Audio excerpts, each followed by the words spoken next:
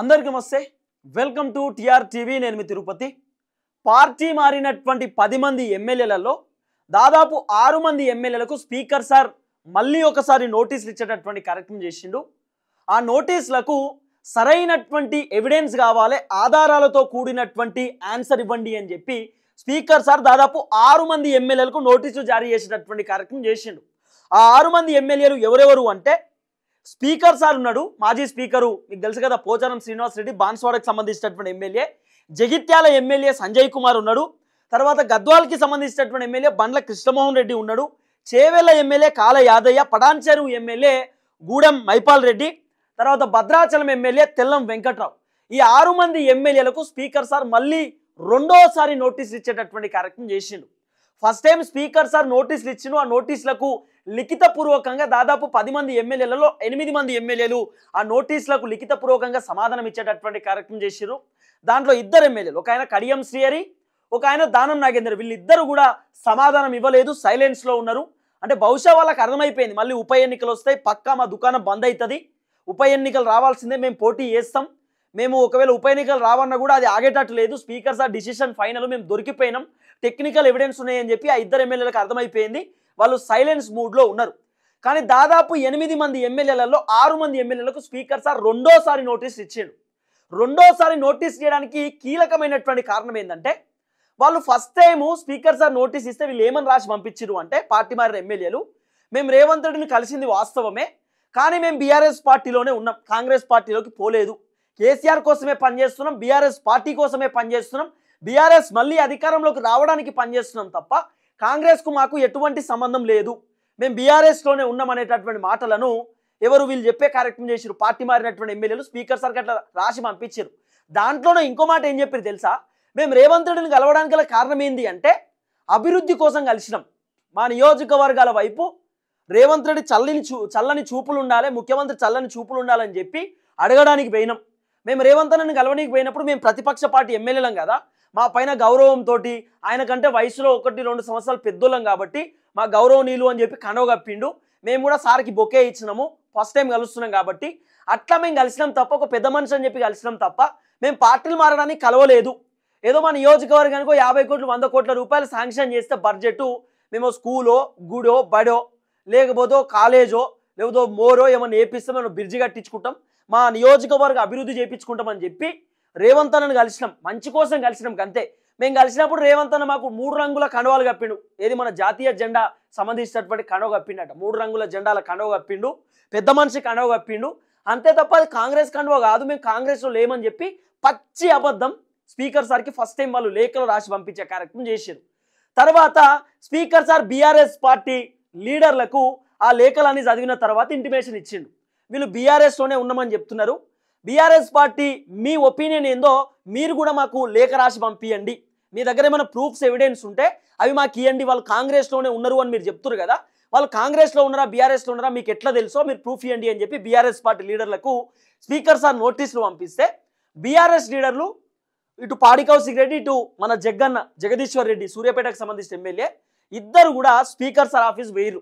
ఆ రోజు speaker sir లేడు, సెక్రటరీ కూడా లేడు, జాయింట్ సెక్రటరీకి ఇచ్చి ఇగో మా దగ్గర ఎవిడెన్స్ ఉన్నాయి అని చెప్పి పెన్ డ్రైవ్ కూడా తీసుకుపోయి ఇచ్చారు. పెన్ డ్రైవ్లో ఈ బీఆర్ఎస్ పార్టీ నుండి కాంగ్రెస్ పార్టీకి వచ్చినటువంటి 10 మంది ఎమ్మెల్యేలు ఎవరైతున్నారో వాళ్ళు పార్టీ మారిన తర్వాత మీడియాతో మాట్లాడారు, మేము రేవంత్ రెడ్డి కోసం వచ్చినాం, రేవంత్ రెడ్డి మమ్మల్ని పిలిచిండు, కాంగ్రెస్లో ఫ్రీడమ్ ఉంటుంది, కాంగ్రెస్ ప్రభుత్వంతో కలిసి పనిచేద్దామని వచ్చినాం, మేము నియోజకవర్గ అభివృద్ధి కోసం వచ్చినాం, కాంగ్రెస్ అయితేనే అభివృద్ధి జరుగుతుందని వచ్చినాం అని చెప్పి ఓపెన్గా వాళ్ళు చెప్పారు. ఎస్ మేము పార్టీలు మారినాం, ఇంకొంతమంది పార్టీలోకి రాబోతున్నారు, మేము కాంగ్రెస్లో ఉన్నామని చెప్పి ఆ ఎమ్మెల్యేలే మాట్లాడారు. వాళ్ళు మాట్లాడినటువంటి మాటలు, తర్వాత వాళ్ళు రాహుల్ గాంధీని కలిసిన ఫోటోలు, ఖర్గేని కలిసిన ఫోటోలు, వేణుగోపాల్ని కలిసినటువంటి ఫోటోలు, తర్వాత రేవంత్ రెడ్డిని కలిసిన ఫోటోలు, రేవంత్ రెడ్డితో కండువాలు కప్పించుకున్నటువంటి ఫోటోలు, వాళ్ళ బ్యానర్లు, వాళ్ళ హోర్డింగ్స్, వాళ్ళ సోషల్ మీడియాలో ఫోటోలు, వాళ్ళు పెట్టిన ప్రెస్ మీట్లు, నియోజకవర్గాలకు పోయినటువంటి ఆ ఫోటోలు అన్నీ కూడా బీఆర్ఎస్ పార్టీ లీడర్లు పెన్ డ్రైవ్లో కాపీ చేసుకుని స్పీకర్ సార్ ఆఫీస్లో ఇచ్చిర్రు. వీళ్ళు కాంగ్రెస్ పార్టీలో ఉన్నారు అని చెప్పి మా దగ్గర ఎవిడెన్స్ ఉంది, ఈ వీడియోలు ఫోటోలు ఆడియోలే దీనికి ఆధారం అని చెప్పి ఈ బీఆర్ఎస్ పార్టీ లీడర్లు స్పీకర్ సార్కి ఇచ్చారు. ఇచ్చిన తర్వాత స్పీకర్ సార్ ఏం చేసిన అవన్నీ చూసిండు, బీఆర్ఎస్ వాళ్ళు ఇచ్చినటువంటి వీడియోలు ఆడియోలు ఫోటోలు అన్నీ వెరిఫై చేస్తే, అరే వీళ్ళు కాంగ్రెస్లోనే ఉన్నారు కదా, వీళ్ళు కాంగ్రెస్ పార్టీలోనే ఉన్నట్టుగా బీఆర్ఎస్ వాళ్ళు మనకు ఎవిడెన్స్ కూడా ఇచ్చారు కదా, అప్పుడు ఏం చేయాలి? వాళ్ళు రాసి ఇచ్చినటువంటి లేఖలు చదివిన తర్వాత ఆ లేఖలు పనిచేస్తలేవు. ఇక బీఆర్ఎస్ వాళ్ళు పక్కడబందిగా వీడియోలు, ఆడియోలు, ఫోటోలు, గిటోలను ఇచ్చినాక స్పీకర్ సార్కి అర్థమైపోతుంది కదా, ఇక వాళ్ళు రాసి ఇచ్చినటువంటి లేఖతో ఆయన తృప్తితో లేడు, ఆయన తృప్తితో లేక అసంతృప్తితో ఉన్నాడు. కాబట్టి సో ఏం చేసిండు స్పీకర్ సార్? రెండోసారి నోటీసులు ఇచ్చిండు. బీఆర్ఎస్ వాళ్ళు మాకు ఎవిడెన్స్ ఇచ్చిర్రు, ఆడియోలు, వీడియోలు, ఫోటోలు అన్నీ తీసుకొని వచ్చిర్రు మా దగ్గరికి. మీరు కాంగ్రెస్ పార్టీలో జాయిన్ అయినటువంటి రేవంత్ రెడ్డి మాకు కండగొప్పుతున్న ఫోటోలు, మేము పార్టీ మారినామని చెప్పినటువంటి వీడియోలు, రాహుల్ గాంధీని కలిసింది, వాళ్ళని వీళ్ళని కలిసిన ఫోటోలు అన్నీ బీఆర్ఎస్ వాళ్ళు మాకు ఇచ్చిర్రు. కాబట్టి మీరు రాసి ఇచ్చినటువంటి లేఖ నాకెందుకో నచ్చలేదు, మీ దగ్గర ఏమైనా ఎవిడెన్స్ ఉందా? మీరు బీఆర్ఎస్లోనే ఉన్నామని చెప్తున్నారు కదా, మీరు బీఆర్ఎస్లోనే ఉన్నాము అని చెప్పడానికి మీ దగ్గర ఎవిడెన్స్ ఏముందో ఆ ఎవిడెన్స్ మాకు సబ్మిట్ చేయండి అని చెప్పి స్పీకర్ సార్ ఇప్పుడు రెండోసారి ఈ బీఆర్ఎస్ నుండి కాంగ్రెస్ పార్టీలోకి పోయినటువంటి ఎమ్మెల్యేలకు నోటీస్ ఇచ్చేటటువంటి కార్యక్రమం చేసిండు. ఇప్పుడు ఆ నోటీసులకు ఏం సమాధానం చెప్పాలనో వీళ్ళకి అర్థమైతలేదు. ఎవరికి? పార్టీ మారినటువంటి ఎమ్మెల్యేలకు. నెత్తి ఖరాబ్ అయి నెత్తి పట్టుకొని పర్సన్ అవుతారు. ఎందుకంటే బీఆర్ఎస్ వాళ్ళ దగ్గర ఇంకా కీలకమైనటువంటి ఎవిడెన్స్ ఉన్నాయి, వాళ్ళు ఇంకా ఎవిడెన్స్ ప్రొడ్యూస్ చేయడానికి రెడీగా ఉన్నారు.